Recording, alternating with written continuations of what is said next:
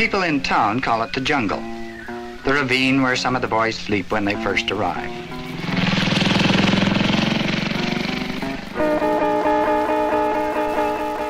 But they're not hobos.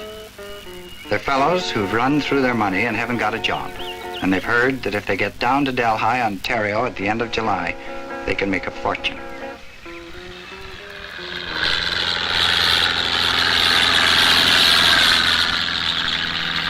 Norfolk County, Ontario, runs north from the shore of Lake Erie. In some parts of it, the soil is so sandy that farmers used to steer clear of it. No good for grain or pasture. But the qualities that made it unfit for ordinary farming made it ideal for one special plant, tobacco, the richest cash crop in Ontario.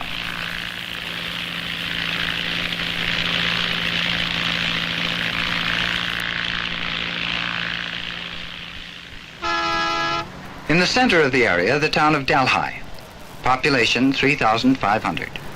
For 10 months of the year, a quiet, orderly, church-going town. Then, the end of July, the primers start drifting in. A lot of them naive greenhorns who've heard only that there's easy money if you can get placed on a farm. Employment office. Yes, ma'am. Some are experienced in tobacco and come in year after year from Quebec, Yes, ma'am. the southern states, the Maritimes. Others arrive without an inkling of what they're up against. These chaps are willing to work, but they have no experience. Which one? Those two? These two here. What kind of language do you speak? French and English. French French and English. English. They speak good English. It's okay if somebody willing to learn, to try. So willing to work, that's what they're Yeah. for, and but they have no experience in tobacco. If they're willing to work, they can work. Because everybody has to learn, one time. Just That's for sure. Somebody have to show them and That's for explain sure. them they Sometime, can work.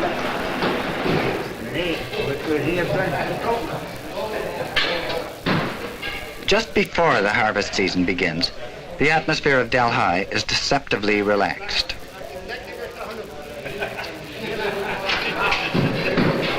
On Saturday night, the Belgians compete in their national sport. It was Belgians 30 years ago who first took a chance on tobacco growing in these parts, and many have prospered mightily, though it's one of the chanciest crops in Canada.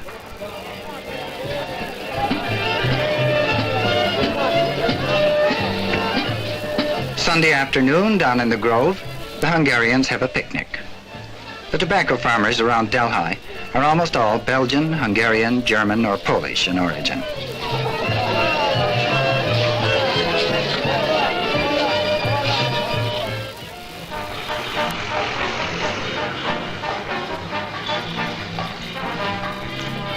In the towns, the newcomers just hang around waiting.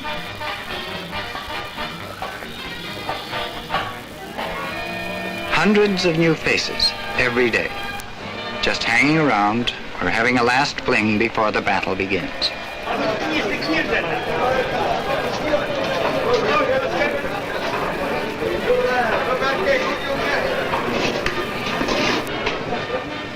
The veterans tell stories of other years.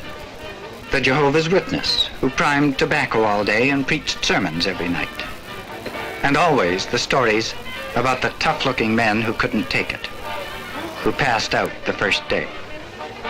For tobacco is Ontario's richest crop, but also its toughest.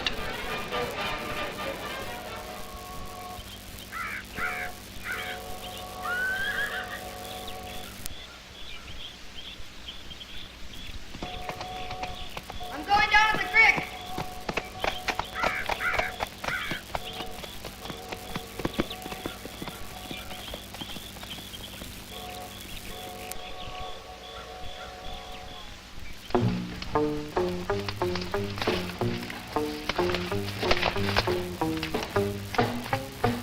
You plant tobacco by machine, you can cultivate it by machine, but come harvest time, you bend your back and get to it, for no machine has yet been devised to harvest tobacco.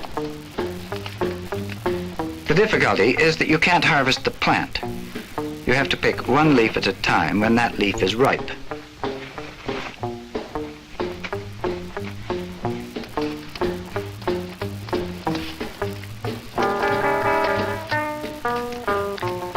The primers work 6 to a gang and move abreast down the rows to keep up with the boat.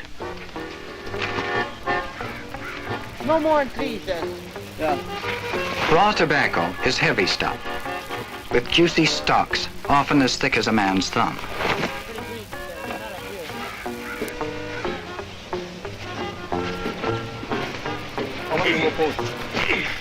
The moment one boat's loaded, another takes its place, for the essence of the operation is speed. Once a ripe leaf has been picked, it can't be kept waiting. Roll, Mauser. 6 roll. Won't even get a boat for it.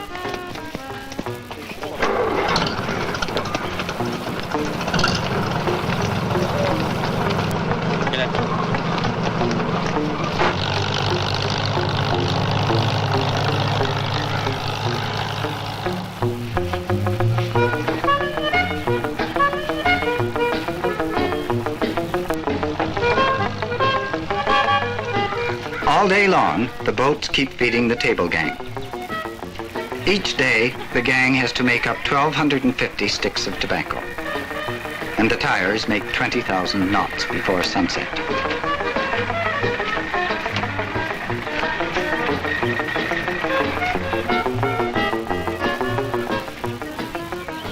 The tobacco country is dotted with curing sheds, the kilns, and a kiln has to be filled with raw tobacco every day, whatever the weather.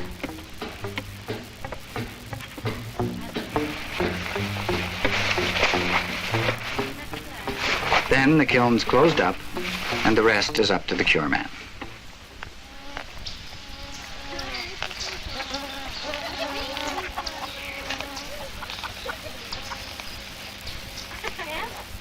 Most of the cure men come up for the harvest from the American South. His job is to keep a regulated fire going in the kiln, which will raise the temperature gradually for 5 or 6 days while the green leaf turns golden. And if he makes a mistake, the farmer's lost $1,500 worth of tobacco. We might have to go way up there. See that field? The basic problem in the harvest is manpower. There was a time when men begged and fought for the chance to get a job priming tobacco. But the day of the migrant laborer in Canada is just about over. Where once the problem was too few jobs for too many hands, now it's where to find them and how to keep them. The best way to keep a gang happy, of course, is to set a good table.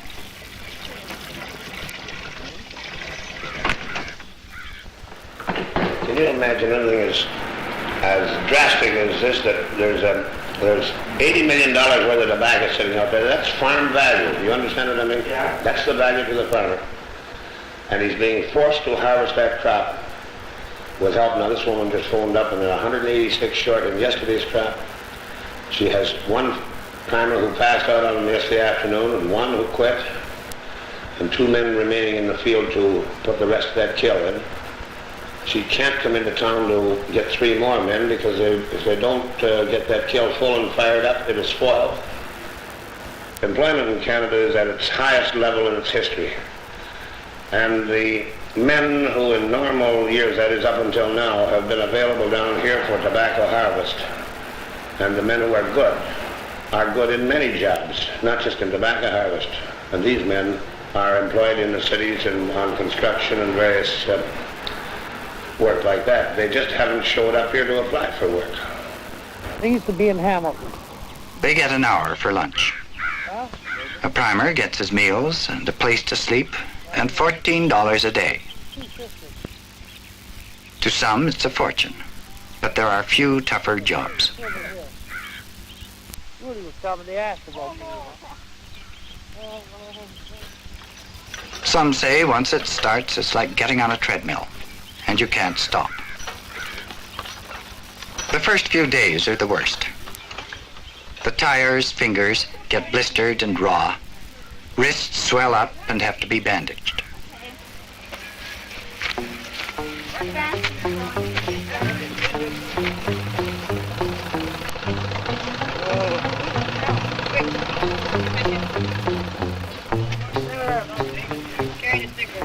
It's mainly women and girls who work on the table gangs. A few boys. But the work is so hard, they're paid as much as the primers in the field. The first few days are the hardest for the men, too. They say the trick is, once you bend over and get going, stay that way. Don't keep straightening up, because that's what gets you in the back.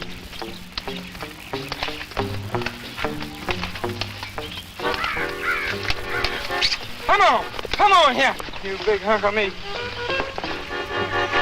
The women's day is frantically busy. A farmer's wife has to take her turn on the table, and on top of that has to cook 3 huge meals a day for the field gangs. And the meals are no light matter. Some primers manage to do away with 8 fried eggs for breakfast.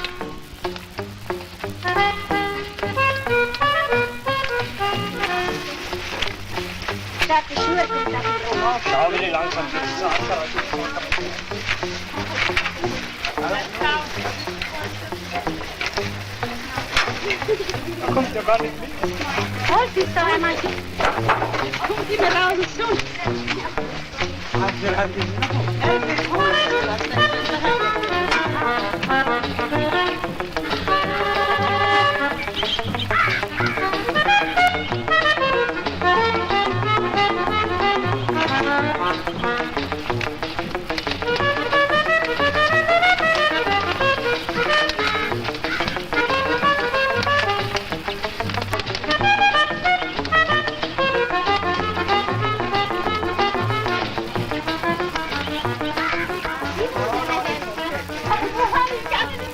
It's not just the physical labor that's hard. Usually when harvest begins, they're into the hottest days of the year. It's not too bad if they're working in the open where they can get a breath of air. But down in the rows, it's murderous sometimes. The leaves choke off any sign of a breeze there might be, and it gets stifling. 100, 110, 120 degrees even down there in the sun. But they've got to keep going.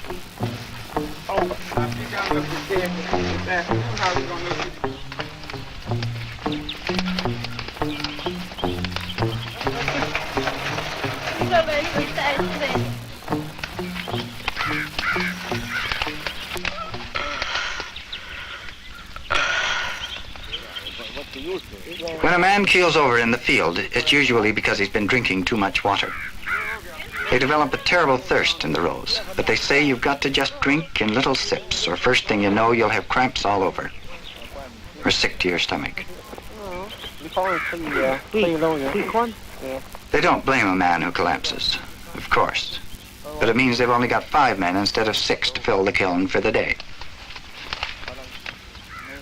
Quite a few drop out during the first few days. Go back to wherever they came from and aren't seen in the tobacco country again. But if they can stick it out the first week, they say you get used to it.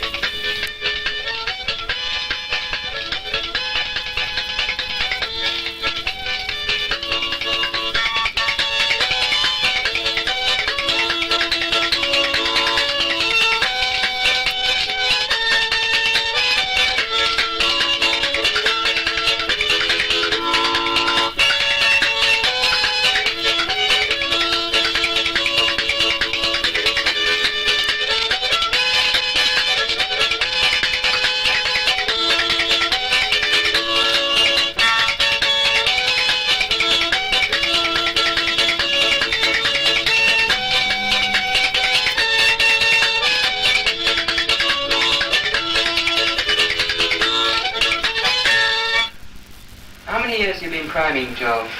Well, it's the 2nd year, this year. It's the 2nd year? Yeah. How did you find it your first year? Well, it was very hard because I wasn't used to it, you know. Why did you come priming tobacco? Well, it's because I want to make some extra, you know, some more money. I can't save that much in town, you know. I want to buy another car and maybe a new one, I don't know yet.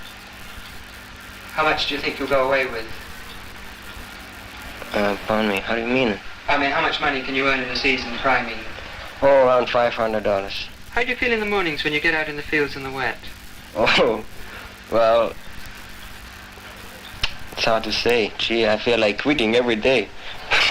Where do you come from? I come from Winston-Salem, Forsyth County, North Carolina. How do you find working with such a mixed gang of people? Well, you know, it's very amazing.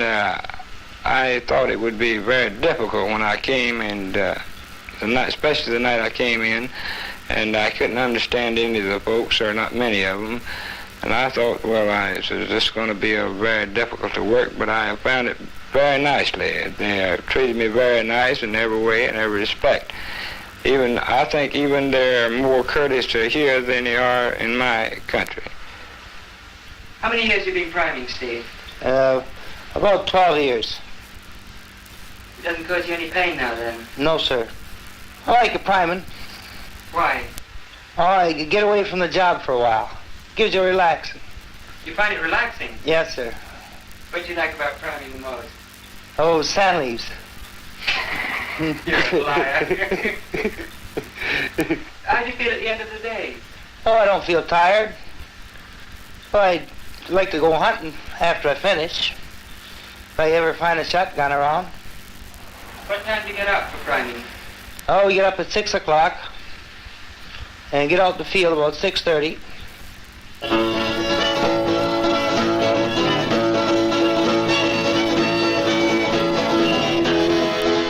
Most gangs bed down in a barn. Occasionally, a couple of gangs get together for some entertainment, but they turn in early, morning's not far away.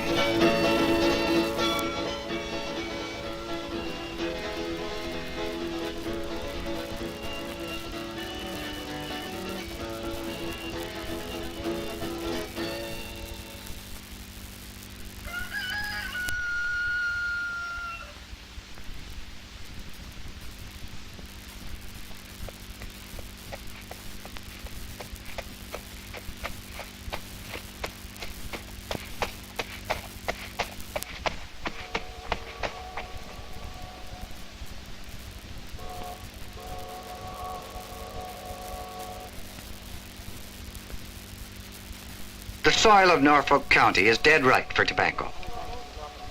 The loose, sandy loam that absorbs heat so quickly in the daytime cools off just as fast every night. So when the primers hit the fields in the morning, they're bathed in mist and fingers get numb from cold dew that sits in the leaves.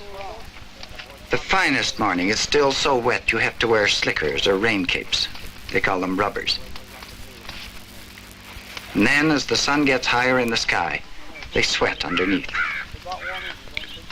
Uncomfortable for men, but the lucky combination of heat and cool and moisture is what the tobacco plant thrives on.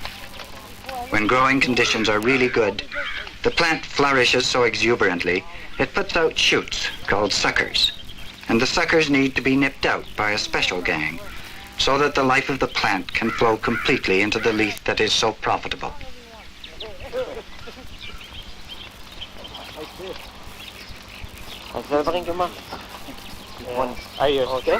But even in the best years, it's a chancy business. Besides the problem of getting enough hands to harvest it, there is the threat hanging over the farmer's head at harvest time. The broad tobacco leaf is particularly vulnerable to hail and frost. The weather makes or breaks them. Good tobacco going with it. Perfect. I don't think I've had as good a year for tobacco growing as I have this year. Steve Coppridge has farmed here for 20 years. Labor is always a problem down. It's a big problem. Yeah. Two boys down the road, Lawrence and Joe Kovanitz, they hired a gang for suckering. They suckered for 3/4 of a day, 3 o'clock afternoon, and they went away, never come back again. Never asked for money or anything. They just don't want to do the job.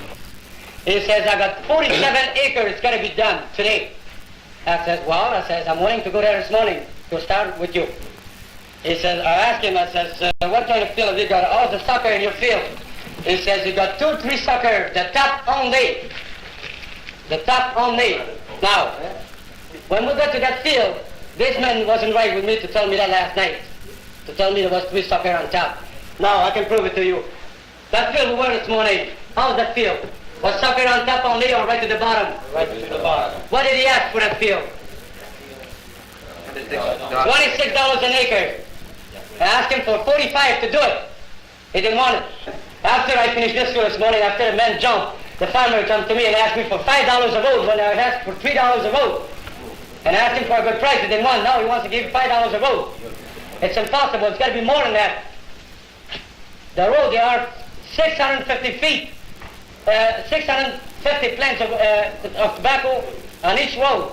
And it's the sucker from the top to the bottom, and it's not even been primed yet. And my man, so far, I didn't have any complaint about those about all the works I did so far. All the clerks was satisfied for the job I done so far. No complaint. Isn't that right, Mr. Did you have any complaint? No, I've never heard any complaint about your work, but I'm not an authority on it, but I would hesitate to believe that there are any farmers can afford to pay No, I believe that, sir. $5 a row for an average sized row to have it suckered. Well, the suckers, they really bad on that field we were this morning, sir. And if they could sell the suckers, I would say yes, but since there's no profit in suckers themselves, it depends on the tobacco they get off their crops. We don't blame nobody for the sucker this year. Most gangs nowadays take a fierce pride in their work. It used to be the harvest attracted quite a few petty crooks to prey on the industrious, and there were some rough evenings in Delhi. But nowadays, the men have one object: work hard, make your money, get out. The trouble is right there. The sucker is too big. You'd say that both the suckering crews and the farmers have problems this year, then? Yeah.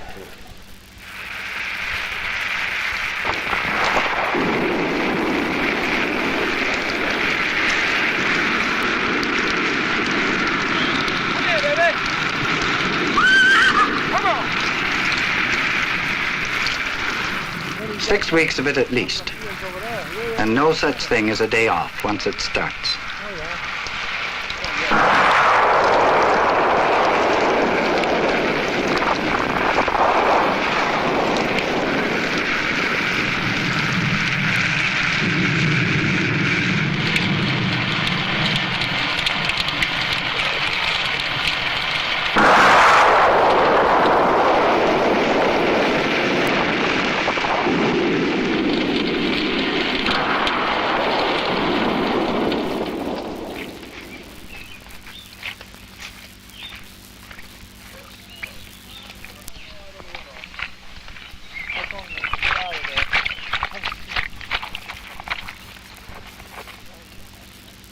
Almost any storm during the harvest season is a cause for worry. A tobacco crop needs a tremendous amount of moisture. But while a storm may have been a blessing on one farm, on the same afternoon, just 3/4 of a mile away, a neighbor may have been hailed out.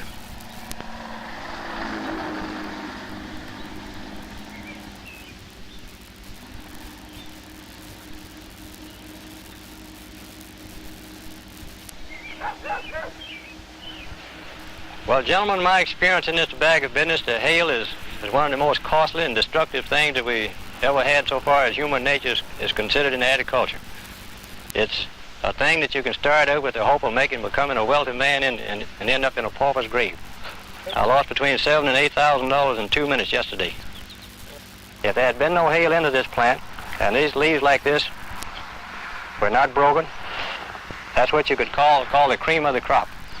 Had it in the plant to get your very choice of smoking tobacco, your cigar tobacco, and also your pipe tobacco.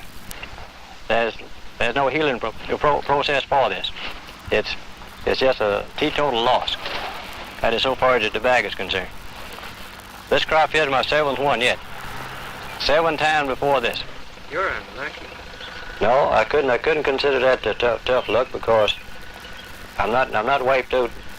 I'm not wiped out entirely, that is, through the whole business. I just only had a partial loss there. Do you get philosophical over these sorts of things? No, I don't. I try to take everything in my stride just as it come. I don't do too much worrying about the things I can't help. Like almost any farming operation, it's a gamble. They gamble that they will be able to get it all in before the frost takes it. They gamble that they will be able to get enough help. And some years they lose the gamble. So the tobacco country is no place for weaklings. It has bred a people tough in mind as well as body, and always ready to take the gamble on next year. When you work hard, after a day's hard work, you sit down and you feel you've done something, and you've earned the right to sit down and just relax, and you felt you've done a good day's work. It's a good feeling. What you going to do when the harvest is over? I'm going to go into a beauty parlor and stay all day and just let them muss me all up and relax. Do other farmers do that? Most of them after the harvest do just that. Relax for a day in the beauty parlor, do the nails, hair, and just relax. And the bologna was kind of moldy. So I worked that day there, and then I quit. I went up and told the farmer. I told him why I quit. I said, I'd like to work for you, but I says the meals ain't my satisfaction.